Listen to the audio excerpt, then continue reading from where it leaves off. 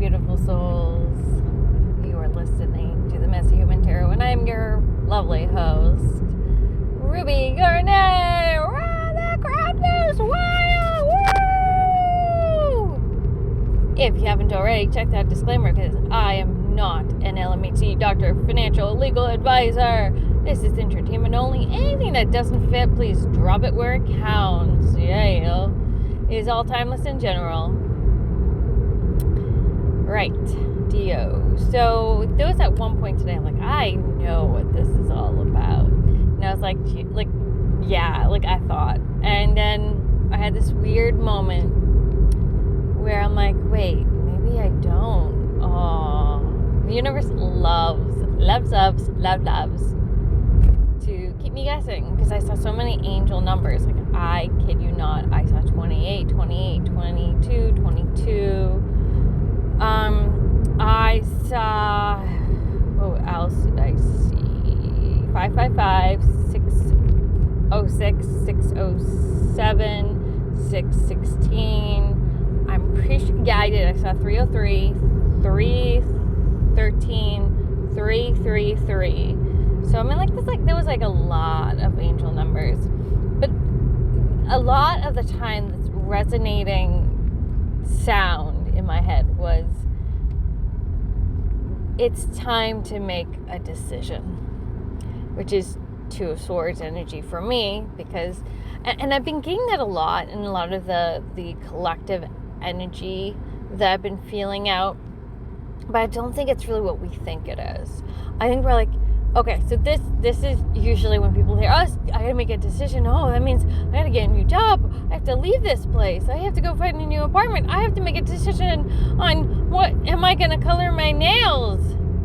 I'm just playing with you. But the point is, we often think it's a transition, like a physical, you're going somewhere, forward momentum, somewhere decision. But you can still move forward and have forward momentum when it's coming from the internal world. We think it has to be about the external world, but really, does it have to be? And I kept on thinking, it's my choice how I respond and act in my work environment, for instance. Like, I'll tell you, like I chose a lot today to be in a good state, a good mood. I chose to act with a positive state of mind when I got an unexpected assignment. I was like, you know what? That's okay. I got time. I can do this, and I'm not gonna make a big deal out of it emotionally. I'm not. Sometimes it's a choice about how we feel, a choice about the thoughts we have in our mind. It doesn't have to be about the external world. Sometimes it's about what's going on internally. And then, for whatever reason, have you watched The Last Unicorn? Any of you? If you have not, you missed out. I literally looked at this person today and I said, are you a 90s baby? And she was like, yeah. And I'm like, do you remember the rainbow parachutes where everyone together made that little motion that, like, the parachute goes up and the kids go underneath and it's amazing. It's an incredible experience. I haven't experienced this in a long time because I'm no longer a kid, but for whatever reason, like, this Six of Cups energy was coming forward for me, and I was thinking, I feel like The Last Unicorn kind of is a really good representation of me in an odd way. I feel like I have left the forest, except maybe not like so perfect and beautiful, like there was never any changing seasons. I would say more like a non-changing winter forest, where it's been like a mixture of The Last Unicorn and Narnia, really, where you had an area where it was so devoid of laughter, and I'm leaving that space to go on a journey. And the thing I always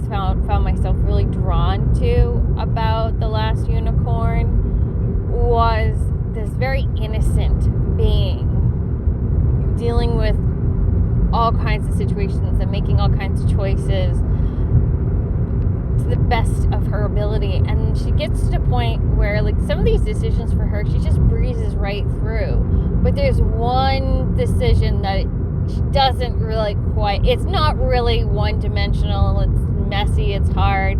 It's the decision that's the most difficult for her completely. And so there's this part, sorry, spoilers, part in the movie where she gets transformed to save her life. She becomes human.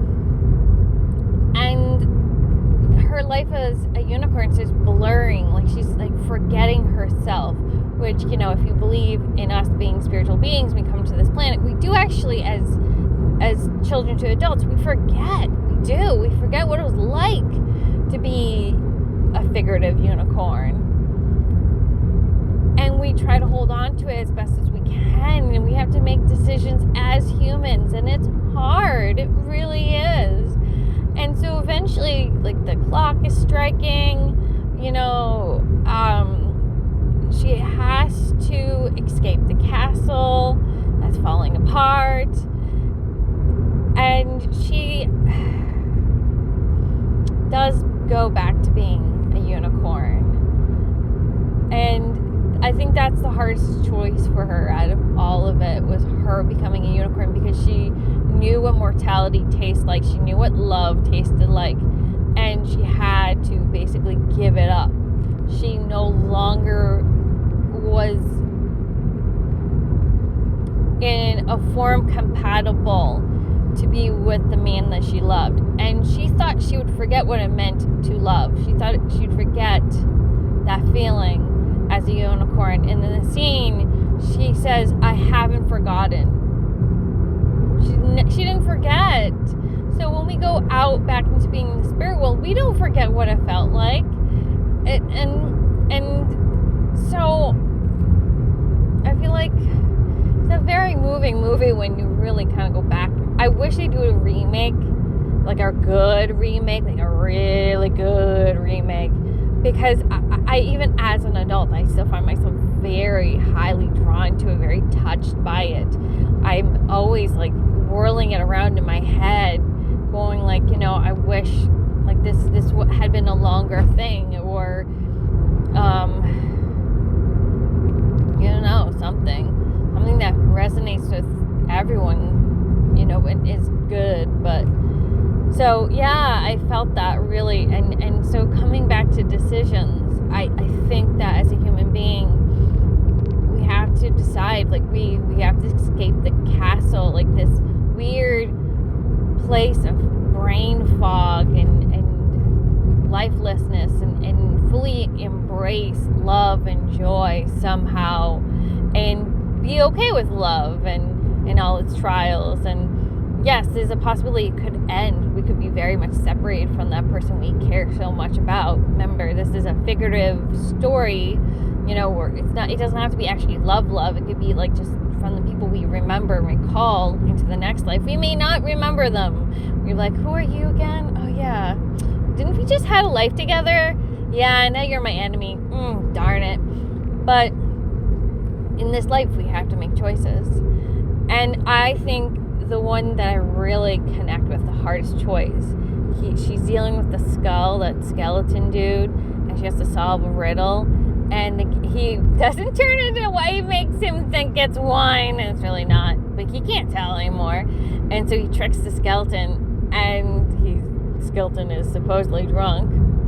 There's a research study on that, by the way, of people who think that they drink alcohol, get drunk, and act like they're drunk, but they're really not drunk because they think they had alcohol and they really didn't have alcohol. It's really fascinating, by the way. But onwards, because my geek just popped out. Wonder what would happen if you mixed sugar with just normal powder, like, I don't know, flour, whatever. But I think going into the unknown is the scariest part, is going through that clock and exiting past what is known. And I will admit, I am scared like anyone else. I am very scared. I keep thinking to myself, like, I really, really love knowing and predicting my life. I really enjoy understanding what is expected of me. I enjoy stability. I really do like the comfort of the known. It is so very tempting, like the devil card. It's the most tempting thing. But in the movie The Bull, because he is so powerful and frightening, he can actually, because we don't know we have the power to push him back, right? He pulls us away and into a prison in the sea. And so that known is like a restriction, and we don't even know it's chains. And I think that's the part I find the most hard, really, is connecting to that and understanding that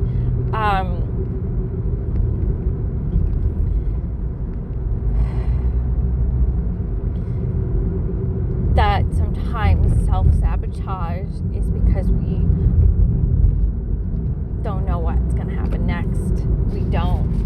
You know, if you're trying to set up a business, you are not going to know what to expect. You won't. There'll be new rules to go by. There'll be new clients, or there'll be a new routine. You're going to have it.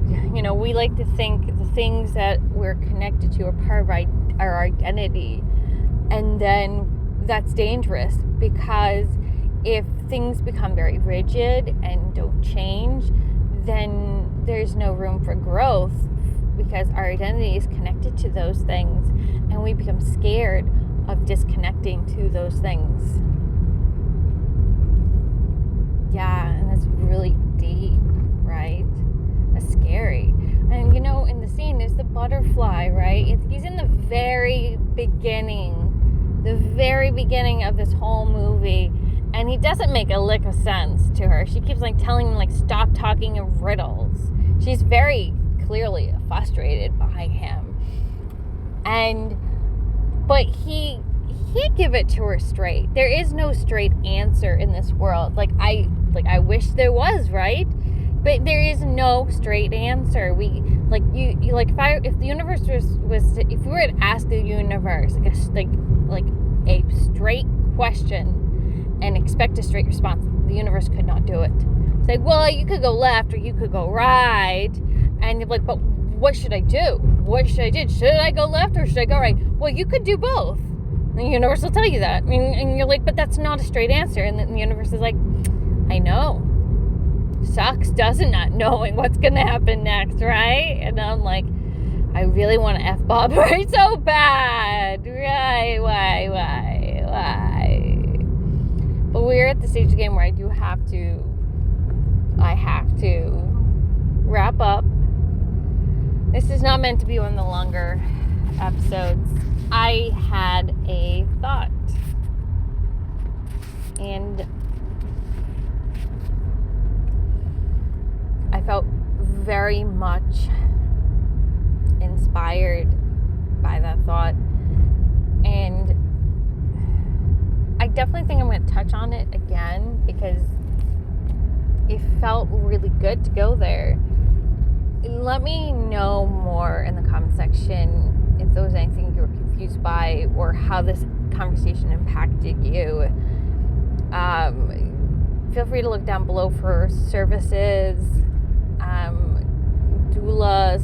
Right now I'm only open for 1 to 2 clients, but I have a lot more flexibility for psychic stuff in general, anything in general for that regard. It was a pleasure as always. May me blessed be Amen to good health, and just don't worry. It's all gonna make sense eventually. It's gotta, because in the end of that movie, it did make sense. I mean, she did the right thing by going back and becoming a unicorn and freeing the other unicorns. I think that's the thing that made the most sense, was taking right action for the greater good of this world. You know, I mean, that was her choice, and for her that made the most sense. That doesn't mean that like that's gonna be your choice or make the most sense. Is to, your mission could not be a social responsibility, it could be a familial responsibility, it could be a you responsibility, you know what I mean? But yeah, I think it'll make sense once you make that choice that's best for yourself.